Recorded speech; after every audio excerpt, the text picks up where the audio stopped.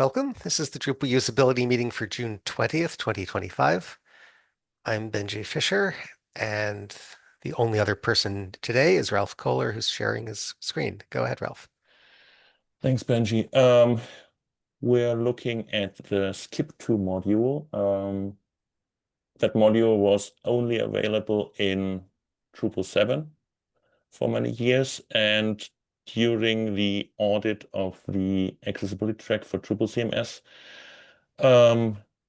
one of the nice to have features was basically some sort of functionality that was available in Joomla, and it turned out that that functionality in Joomla was simply based on a skip to JavaScript library.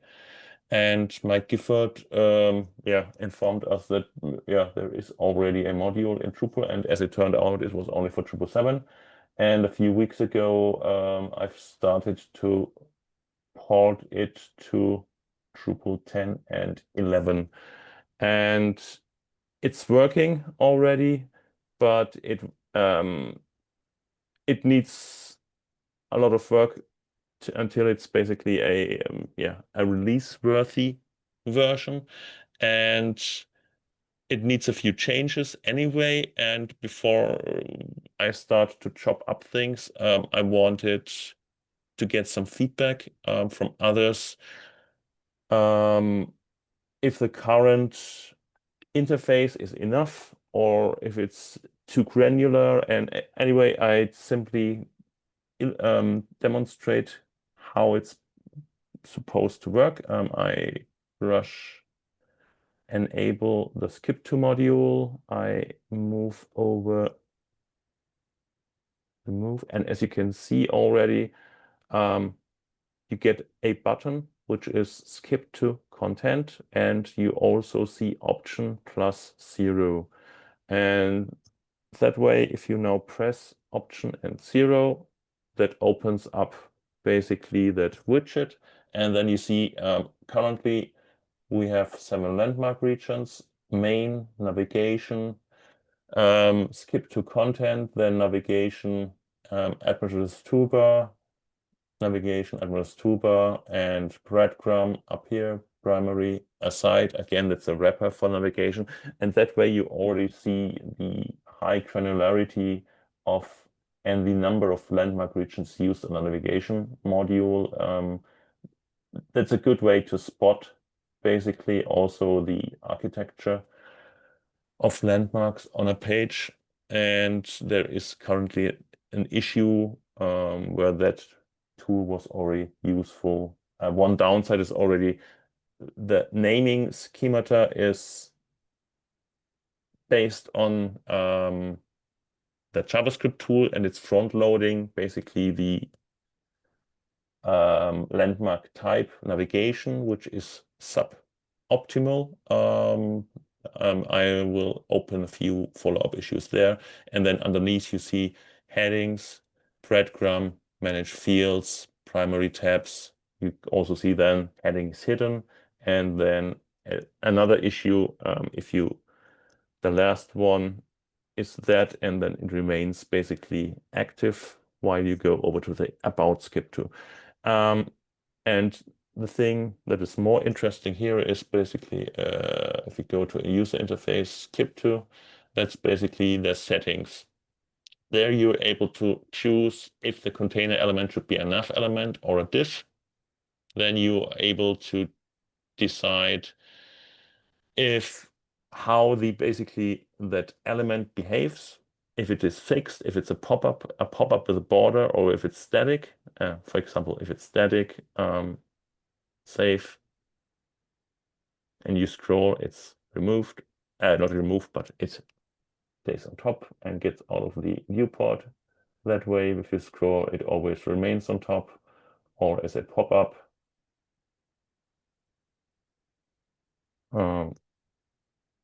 This was, yeah.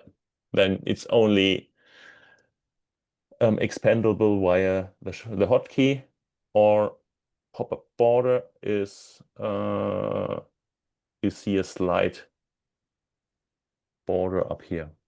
But usually I go just with pop-up. That was what we've seen is basically the default settings.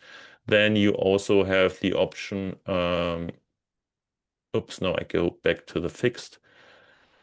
To illustrate the others, highlight targeting is instant, smooth, enabled, or you could also disable, so that way you don't have the red outline currently. Then you're also able to decide the position. You could say 60%, and that way the button is moved over here. Then you're also able to adjust the font size and the font string. At the moment, it's inherit and is using basically the styling and font for the theme.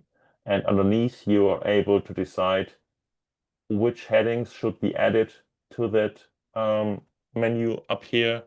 Then you have the option to decide which landmark roles, and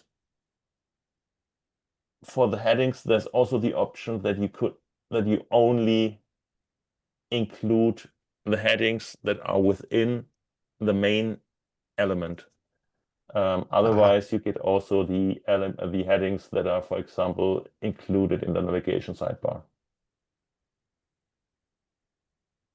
What you have said? Sorry. What's that? You've said something. Was that a No, question? no, I think it was just background noise. Okay. Um, yeah, then you have also the option to basically choose a theme. ARIA, Illinois, you will see Illinois, UIS, Open Web Alley. And there's also the option that you could create a pull request upstream. And that way you could, for example, create a theme for Claro in Drupal, as an example. Or you have the option to go in here and override the coloring to your like. And then there is also the option to adjust the labels. That is one thing I'm wondering if that is unnecessary. And it could be removed again. At least at the moment, I'm just mirroring basically all the options in the API with fields in here, so everything is alterable. And then at the end, there's the option to restore to the defaults. Yeah, that's basically it.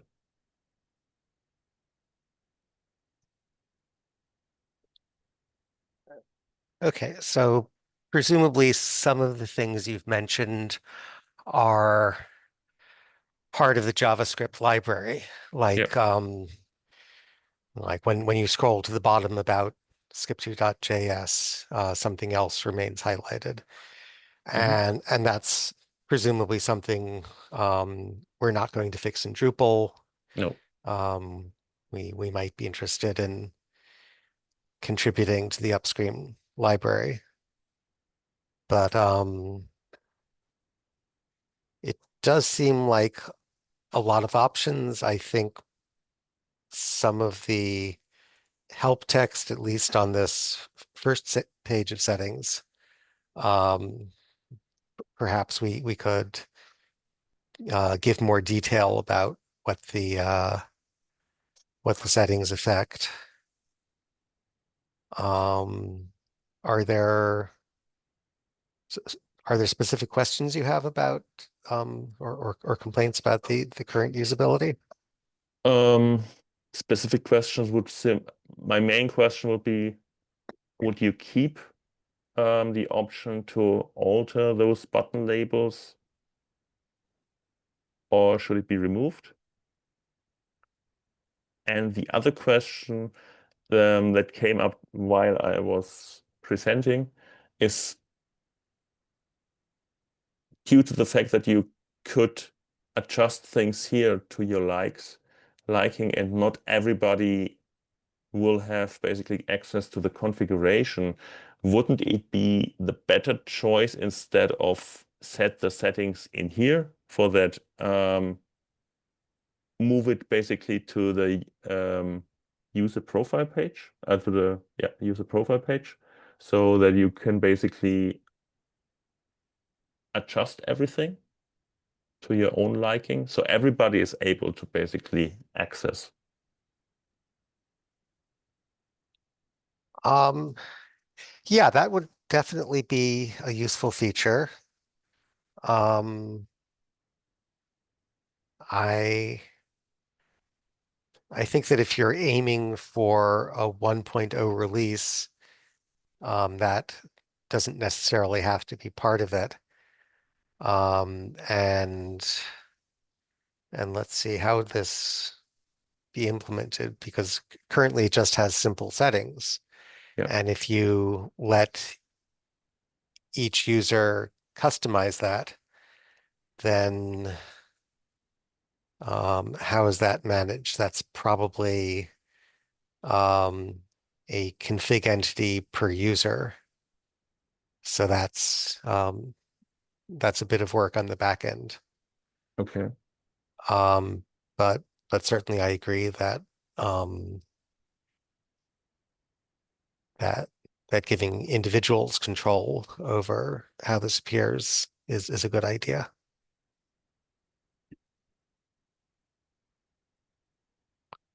Oh, stop there. Mhm. The example number field um, should be changed. Yeah, yeah, yeah, yep, yep. I know. The strings currently are copied over from the skip to documentation page, and I wanted to go through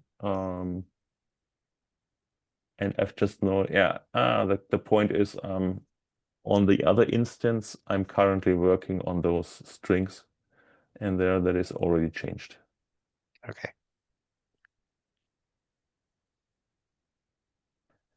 Yeah, one problem I see for with the button up here, if it is show fixed and shown all the time, um, it collides basically with a lot of interface elements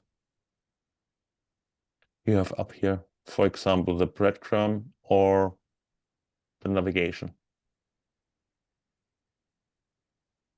the top bar. On pages, for example, if we go over here and need Right. to If you're create. administering fields.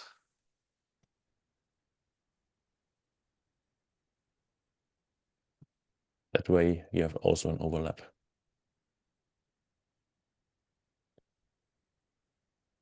Right, or if you go to structure, content types, Mhm. And right, manage fields, there are a bunch of local actions or subtabs. And I guess if you scroll a little bit, there'll be a collision, but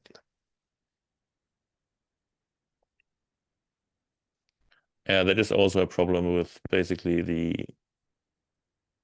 uh, what's the term in CSS? The set index.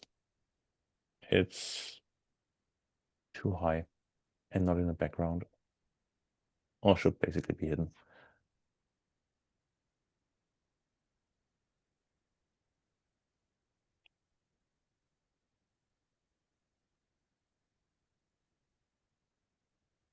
But what is your general impression about that functionality?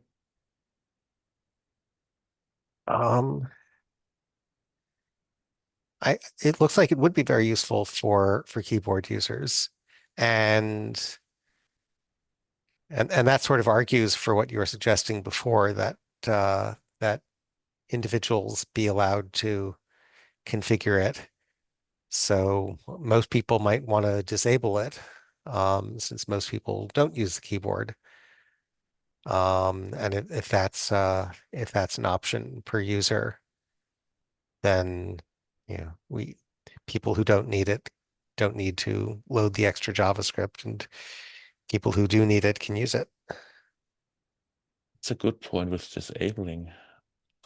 I'm not sure. It's under Interesting. display option, isn't it? Uh,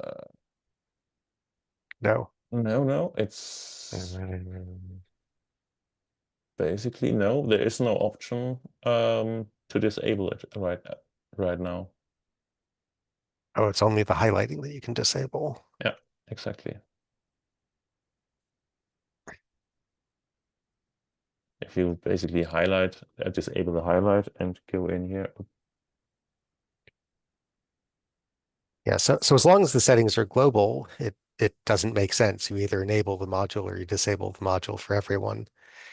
But if you're going to make it configurable per user, then that would be a good feature to add.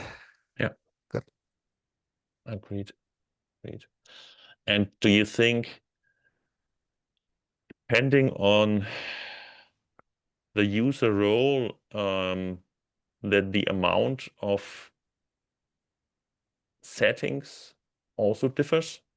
So, for example, that a regular user doesn't have CSS font size and CSS font string necessarily, or the color theme, or the labels. So just basically the settings and the restore.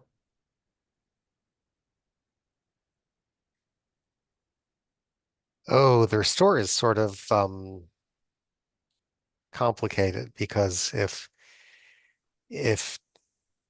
some users only have access to certain settings, then what does this button do? Does it just affect those settings? Yeah, at the Um, moment, the restore button is for the global configuration.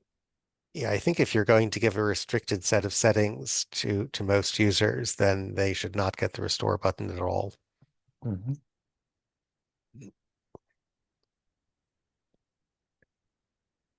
Can you go back to the main settings page? Yep. Why is nav capitalized and everything else is all lowercase? Oh, that is probably based on the settings from the other page, from the official page. But lowercase, should it be lowercase? I think so. Okay. Div and nav, lowercase. Okay.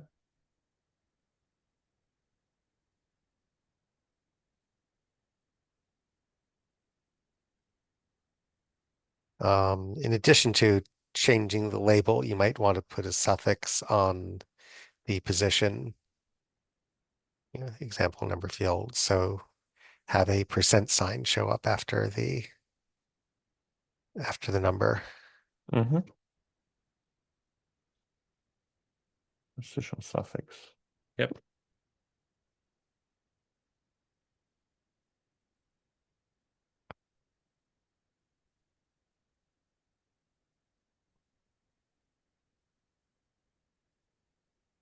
And the one thing I'm also unsure how to handle it is basically that main only, that strictly speaking, it is not a heading and it should basically be in close proximity to the heading aggregation, but maybe it would be better to have some sort of radio button because main only makes me think each time. Um, but with a radio button, you could say for one radio button, the entire DOM, headings in the entire DOM, and headings with for main only headings only within the main element, something like that. Yeah, that's a good idea. Is landmark role a standard term? Yeah. Okay. Mm, what for-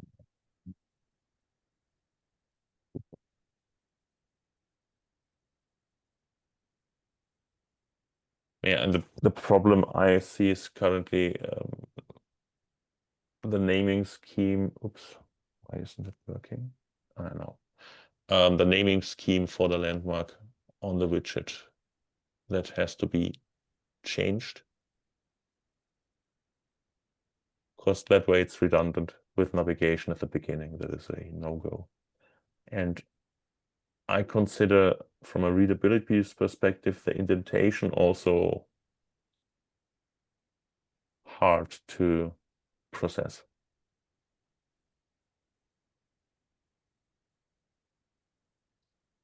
But that's presumably controlled by the JavaScript library. Yeah, those are upstream issues. But still, I'm collecting room to improvement there as well. So, Okay. but would you agree that this is hard to read?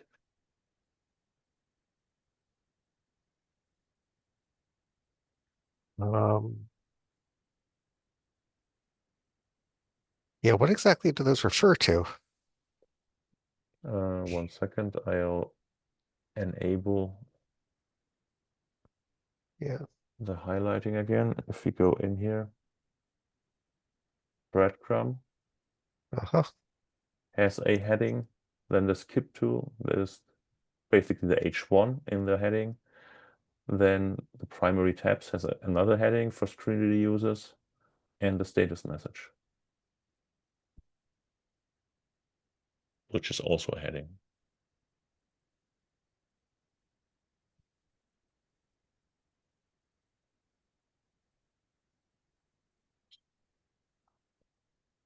Oh, I see. And the indentation is related to whether it's an H1 or an H2. Yep. If we go in here, oops, edit.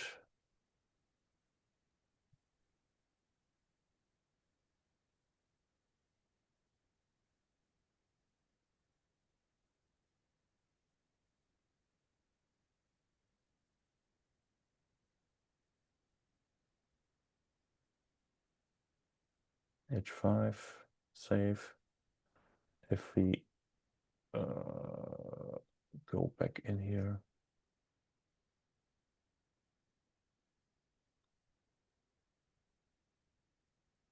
let's do main only.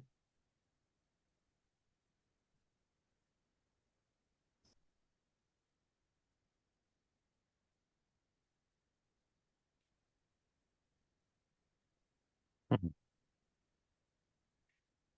Wasn't there a setting of how deeply nested to go? I thought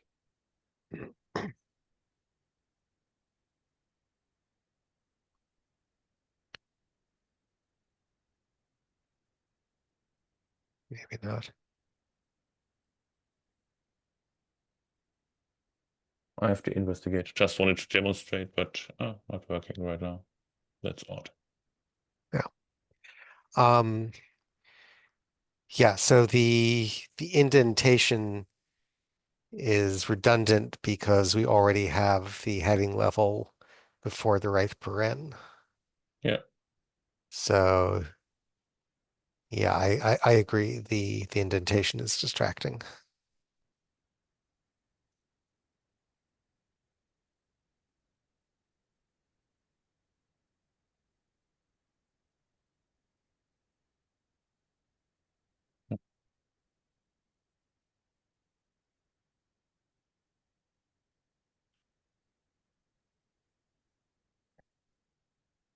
Anything else noteworthy?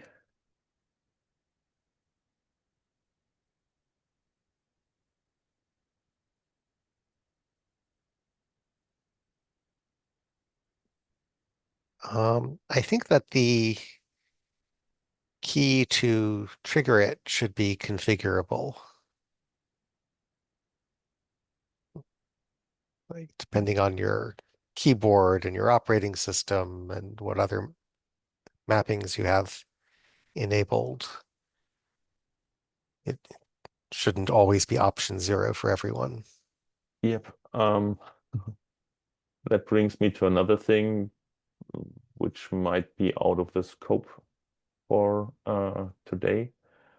And it's also not ready yet, but it is something, it's basically the other idea that uh, came out of that audit in the beginning of the accessibility track.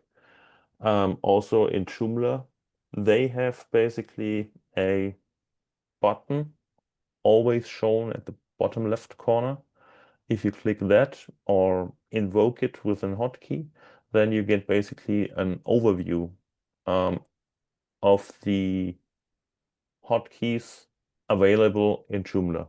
And that was basically the idea for Drupal as well, to add an API for hotkeys to Drupal core. Because at this point, I'm not sure if there are any hotkeys at all in Drupal core itself. I can't think of one, but you have the contrib space with, for example, the coffee module, which has Control D. Then you have the tour module with Control T, and each of those implemented hotkeys in different ways. And then you have also Experience Builder, which will heavily use hotkeys, and they have no strategy yet.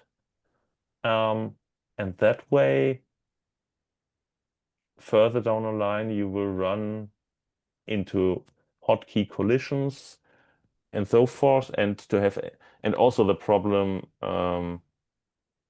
for people to remember those in particular with a short working memory, it's problematic. And yeah, I'm currently writing up a initial draft um, for an issue, and yeah, that falls exactly under that, and it would also be covered that way, so that you're able basically as a user to override hotkeys um, to your own liking, and yeah, have a central place for managing all the hotkeys the modules that get installed bring with them.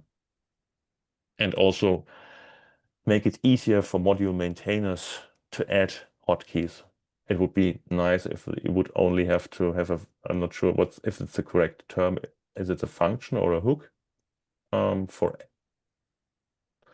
those that you only have to say, I want Control A as my hotkey, for example. Yeah, that sounds like a good idea.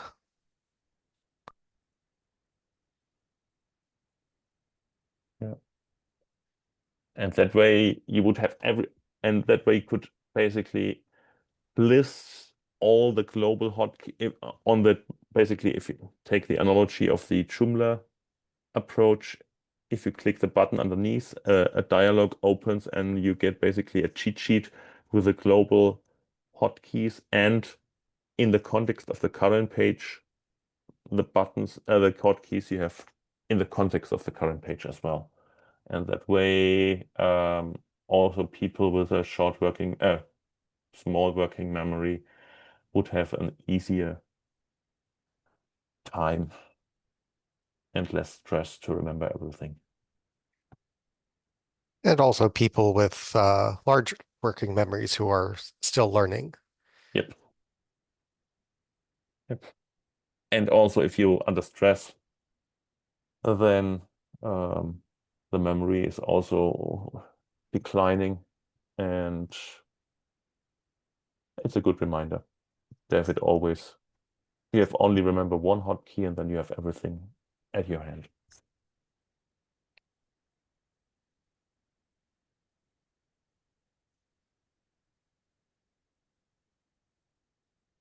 Yeah, that is the broader scope.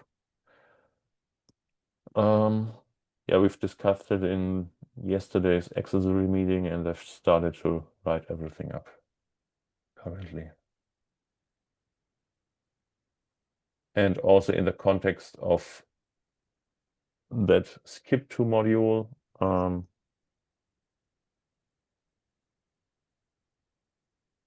Now it's working, as you can see here. Yes.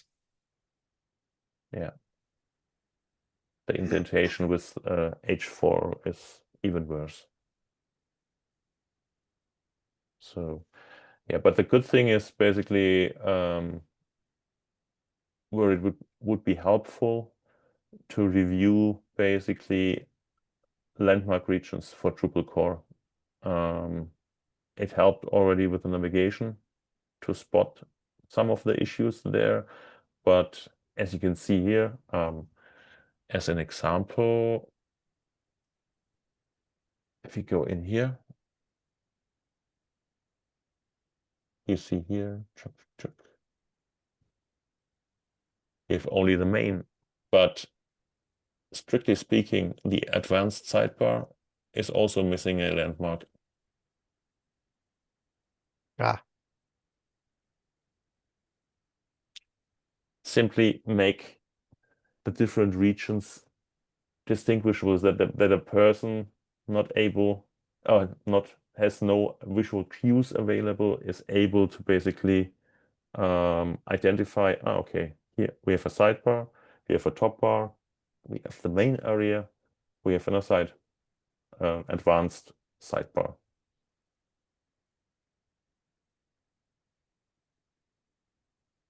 And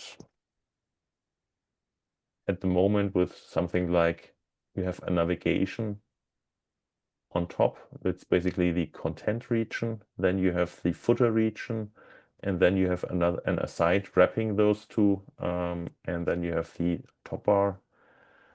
It's pretty granular and confusing.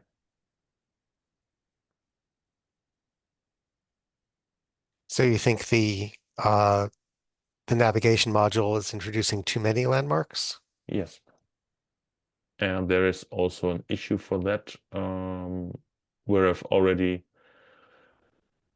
raised my concern and provided a suggestion that got already buy-in, basically.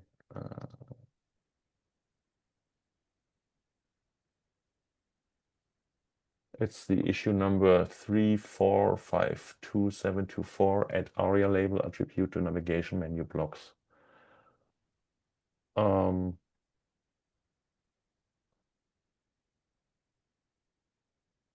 That made it even more granular at the beginning.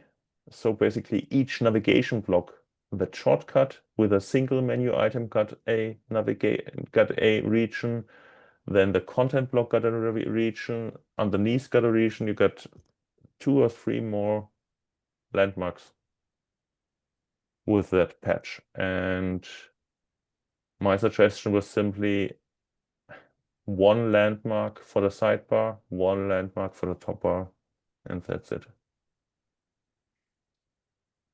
And with the skip to module, what happens when you click on one of those links? Do you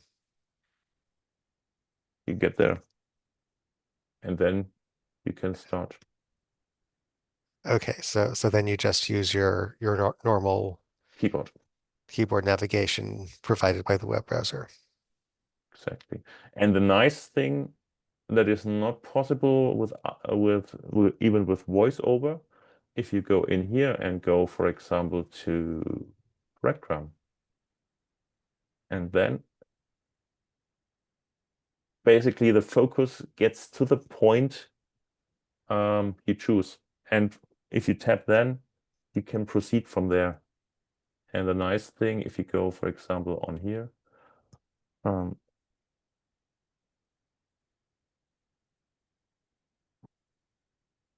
the focus would be there, and then I could start with, for example, voiceover to start reading from there with Control Option A.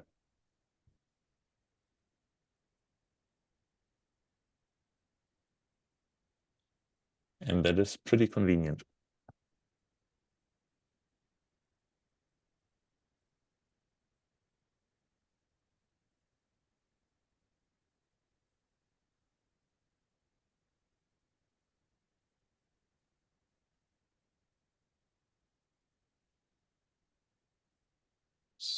So I don't think I have any more feedback.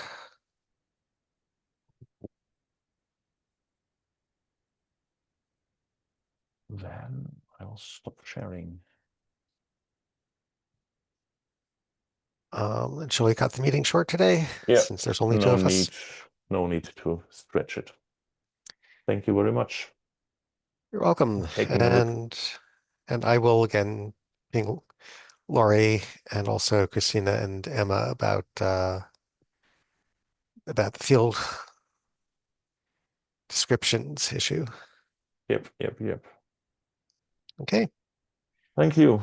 Yeah, we'll read or see us next week. Yep. Have a good weekend. Likewise. Bye bye.